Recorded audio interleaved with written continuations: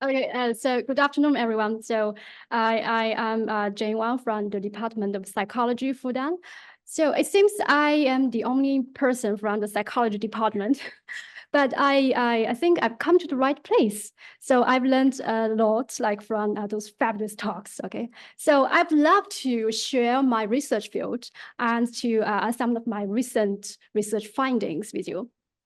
The biggest problems, one of the biggest problems in legal field is miscarriage of justice. So here is a real case. In 1979, a woman who lived alone in Virginia in the US was raped in her own apartment late in the night. And later, the victim identified this guy, whose name was Victor Bennett, that he was the perpetrator. And based on the victim's testimony, so Victor was sentenced like guilty in prison. However, in 2009, he was proved innocent by DNA testing. So, but after serving like 30 years in prison. Well, that was the case in the US. Of course, we also have many cases of wrongful convicted cases in China. And I would like to share this one with you. So in 2009, a 13-year-old girl was raped in the woods near the village in Henan province. And later, the police detained this guy, whose name is Zhang Haisheng. Well, the only evidence was the testimony from the victim that she stated she was very confident that this guy was the perpetrator. And along with other testimonies from 3 co-witnesses. So 3 teenage girls also identified this person as the guy who talked to the victim and who led the victim to the woods. Well, what happened after a few years that this guy went into prison is that the police caught someone who convicted other crimes and who confessed that he actually convicted this crime. Okay, so then this it's some really interesting cases for us to investigate. What are the causes to wrongful convictions? Well, the Innocence Project in the US has documented all wrongful convictions that were overturned by DNA testing. And based on the data from the Innocence Project, more than 70% of the wrongful convictions had something to do with eyewitness misidentification. So that is, the witness misremembered and misidentified the innocent people as the suspect. So we know that during the police investigation, witnesses are usually presented with like a live lineup or photo lineup. So either the suspects are present in person, or the photos of the suspects are presented to the witnesses. And those two kind of work like equally efficient. So the question is, like, during this whole process, what factors might bias witness identification, leading to like potential miscarriage of justice? And in this talk, I'm going to talk about the link between false memory, so you remember something wrong, and eyewitness testimony. And I would also like discuss some implications for especially the legal arena in China. So first, we need to know some facts about our memory system. So sorry about it didn't appear like in my laptop like that. Okay, so our memory isn't like a camera. So just generally record everything we have experienced. It's a flexible system that could to be distorted or could make errors. So in our daily life, I believe you all have experienced, false memories, right? So you ask yourself, did I lock the door or not? You misremember where you put the key. Well, in the legal area, so witnesses might they might generate false memories as well. So when they make misidentifications of the suspects, so there's a big trouble. Innocent people go to the jail.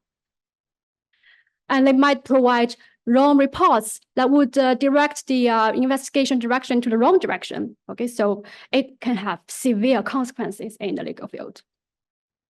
And especially when, in some cases, actually objective DNA evidence is frequently lacking. So the legal practitioners, they have to rely on the testimony of the witness and the victims.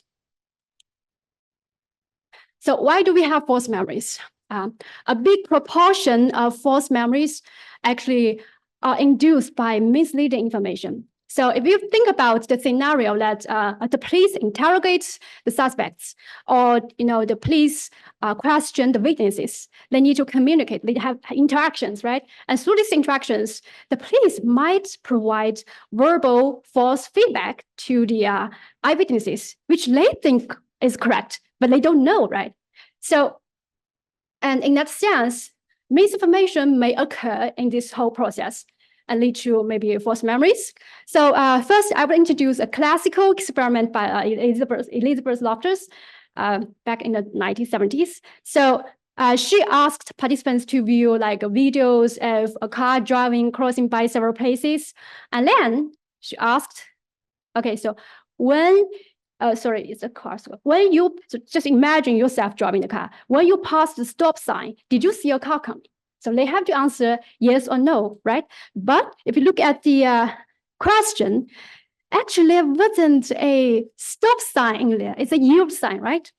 And what she found is that around 40% of the participants, they said, oh, I remember I seen a stop sign.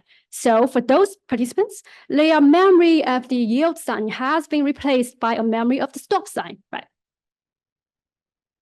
Okay, so then we know that suggestive or misleading information can lead to false memories. And we're interested, okay, so those false memories, it's just about, details of the events, right? So it's not big deal, maybe. So then we are quite interested in, okay, so what possibly identification consequences might have based on this suggestive misleading information. So we conducted several experiments to investigate this question. In our experiment, we had the participants in the lab to go through several phases. So normally we have the encoding phase. So the participants watch footage of a real crime or some videos of mock crimes. And then we conducted interviews just to mimic the questioning process. And in the interview, we embed some misinformation about the perpetrator. So after a few days, we ask the participants to come back again, and we measure their memory, and we ask them to make identifications. So in one experiment, we asked participants to watch a mock crime video that a man robbed a woman. And just to be sure, we make sure that the perpetrator's face was shown in the front view for enough time, so for 17 seconds. And then after a while, we have mock police to interview the participants. So we assign the participants in the misinformation group and the control group. In the misinformation group, we ask, okay, so when a man with a birthmark on his face, what was the victim doing? Okay, and the control group was when the man approached the victim, what was she doing? We can see that actually there wasn't any birthmark on the perpetrator's face. So after 24 hours or several days, the participants came back again. Okay, so we test their memory and they have to do a lineup. So we Photoshop a birthmark on one of the faces in the lineup. So just to make sure, first, the real perpetrator was not in the lineup. So everyone was innocent. And the birthmark actually appears randomly, okay? It's not just attached to one person. It appears random to just counterbalance, the potential influence of the faces. And we also told the participants, okay, the perpetrator may or may not be in the lineup. So they have the right to reject. Okay, so there isn't any suspect in this lineup. What we found is that around a quarter of the mock witnesses who received the misinformation, they falsely identified the person with a birthmark as a perpetrator, while only around 4%, so that's below 5%, of the control group made misidentifications. Okay, so that's a really remarkable contrast. And so we have find the misinformation effect on lineup identification. Also, the questions are what factors might combat this misinformation effect, and how to construct lineups to achieve good identification performance. But of course, those are really big questions that cannot be answered with just 1 or 2 studies, right? But I would like to share a recent study that was conducted during the pandemic that I found some really interesting findings that could maybe provide a small piece of, for the puzzle. Okay, so I'm sure all of you still have memories of the pandemic, the COVID-19 pandemic. And we know that due to the pandemic, it has increased the usage of facial masks. Yeah, I did see someone wearing facial masks here. Okay, so and we read reports during the pandemic that facial masking actually made criminals conceal themselves more easily. So we see a lot of like crimes during the pandemic. Actually, the perpetrator was wearing masks.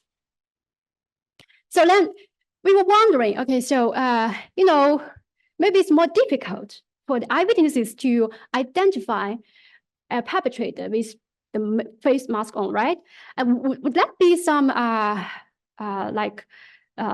biased factor that might impact eyewitness identification performance in general, right?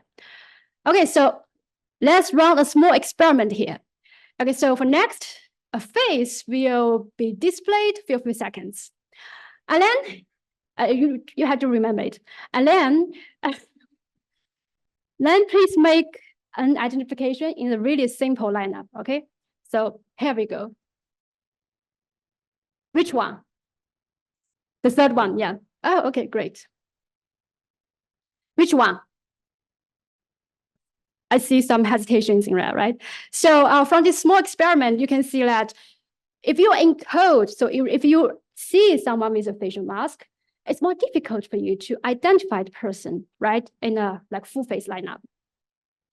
So we asked how facial masking influences false memory and misidentifications during the pandemic. So we conducted several studies during the pandemic. The theoretical account was that by covering the face with masks, it might impair the face recognition, right? And so it might, you know, makes the misleading information more easily to be incorporated in one's memory, right? Which could, you know, maybe lead to more false identifications that are potentially the cause of the wrongful convictions. So we, the first experiment we did, we tested like 140 participants. I know that's a really small amount of participants for you sociological like researchers, but that's what we normally do. So again, we used the misinformation paradigm. So first, they watch a crime video with the perpetrator with a mask on, without a mask or with a mask, right? So the video was only like the 2 videos only differed in a sense whether the perpetrator was wearing or not wearing a mask. And then we asked the participants to read another witness's narrative that contained misleading information or no misleading information. Okay, and also after 2 days, we asked them to remember about the perpetrator, and also we asked them to make lineup identifications. And the critical misleading information in the second phase that we falsely suggested to the participants that there was a large mole around the eyes of the perpetrator. Okay, so then we want to see, okay, what might happen. So during the memory test, we asked, okay, does the perpetrator have some specific facial features? They have several choices. They could say, no, there isn't any. So that should be the correct answer, right? And they also may choose, okay, I see a large mole, and this is a misleading information.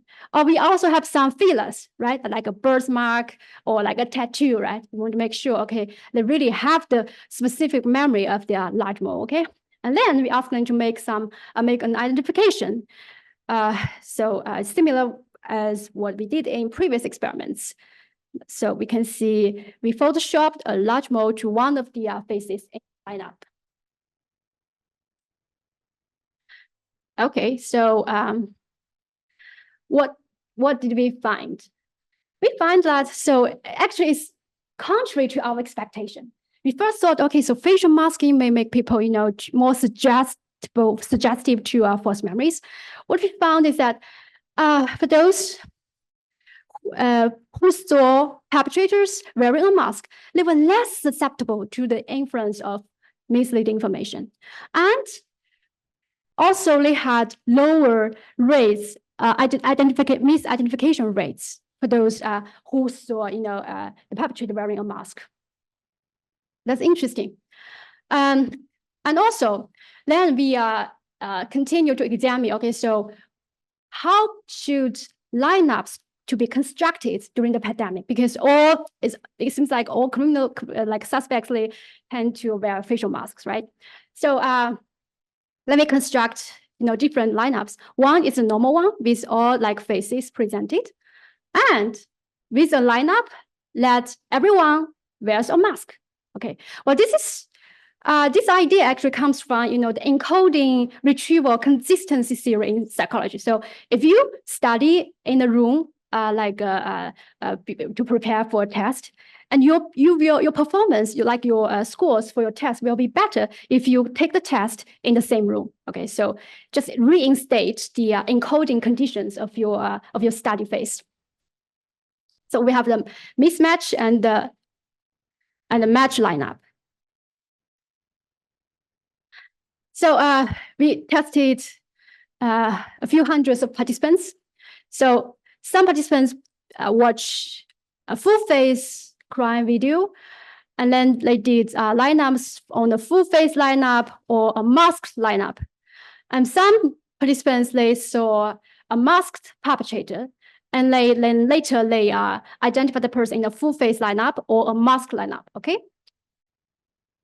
So here we have put the real perpetrator in the lineup, because we want to see, okay, so even with the real perpetrator in there, would they still have false memories? Would they still make misidentifications?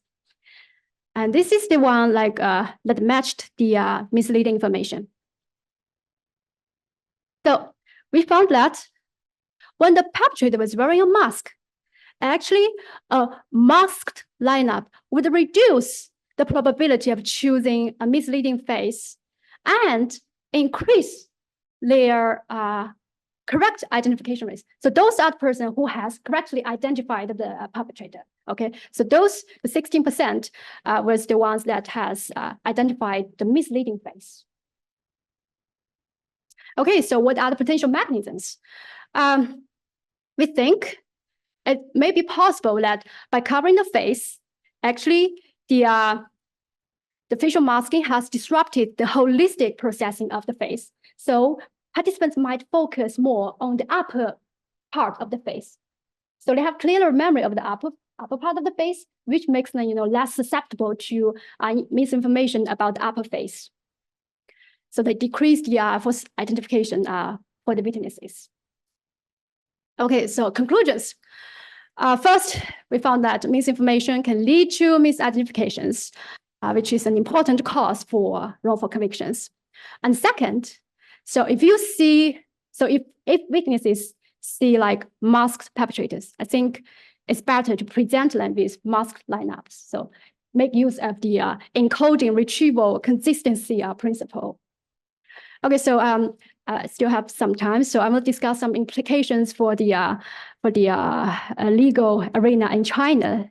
So according to the criminal procedure law of China, actually, the victim reports and eyewitness testimony are listed as the main categories of evidence. But however, in the John rape case, there was only eyewitness testimony available. So, and in this process, the police actually said something that is a little bit suggestive, like look carefully at the shoes. Actually, actually, John was the only person who was wearing shoes, leather shoes, and others wearing different shoes. Okay, so then both the victim and the bystander witnesses, they misidentified John as the culprit of the perpetrator. So I think first for legal practitioners in China, the first thing is to being aware of the the possibility of false memories, just getting aware of how the memory system works, and then they could try to maybe reduce their suggestive information through the interactions with the witnesses. And also, I think for the first double-blinded lineup, I think is like used in the US already, but I don't know if they follow strictly in practice. But in China, actually, 97% of the identifications are conducted by the investigators who undertook the case. So they might already have some, some guesses, and they want to confirm the guesses, right? So that is a huge risky factor, I think. And also, we can use the principle of encoding retrieval consistency principle, try to reinstate the encoding conditions of the crime when constructing the lineup, okay? And also, I think we need more expert witnesses in China to evaluate the reliability of eyewitness testimony, okay? All right, so it's also a bit strange. Okay, so I like this saying from from Lao Tzu, who is an ancient Chinese philosopher. So the journey of 1,000 miles begins with one step. Okay, so thank you. I hope you have enjoyed my talk.